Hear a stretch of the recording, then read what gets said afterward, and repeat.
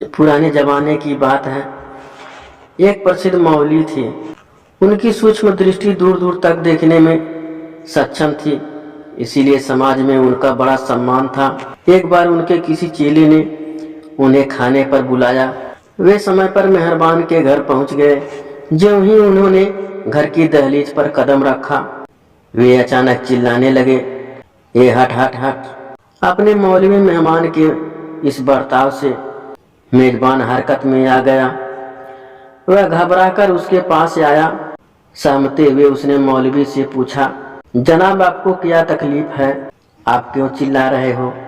मौलवी ने मंद मंद मुस्कुराते हुए कहा, नहीं नहीं कुछ नहीं, मक्का के पाक काबा में कोई कुत्ता घुसने का प्रयास कर रहा था, मैं उसे भगा रहा था। यह सुनकर मेजबान के आश्चर्य का ठिकाना नहीं रहा।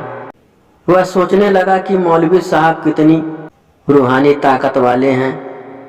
वे वहां से हजारों मील दूर मक्का तक साफ देख सकते हैं। उसने मौलवी साहब को बाइज्जत घर के अंदर बिठाया, तंबुल पान से सेवा की।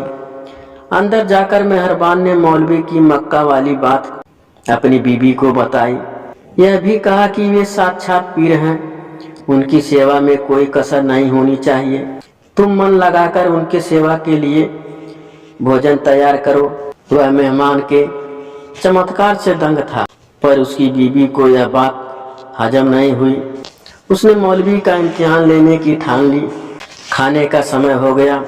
मेजबान मौलवी को बड़े आदर के साथ चौके में ले आया, पानी से हाथ धुलवाया, उनको निर्दिष्ट स्थान पर बिठाया। मेजबान की बीबी ने खाना परोसते समय मौलवी की थाली में सब्जी को चावल के नीचे छिपा दिया। अगल बगल में बैठे दूसरे लोगों की थाली में चावल और सब्जी तथा अपनी थाली में सिर्फ चावल देकर मौलवी इधर उधर देखने लगे। मेजबान की बीबी बोली, जनाब आपको कुछ चाहिए? मौलवी बोले, जी शायद आप मुझे सब्जी परोसना भूल गई हैं।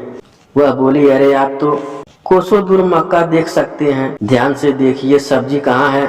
मौलवी जी कहते हुए उधर उधर देखने लगे, पर उन्हें सब्जी नहीं मिली।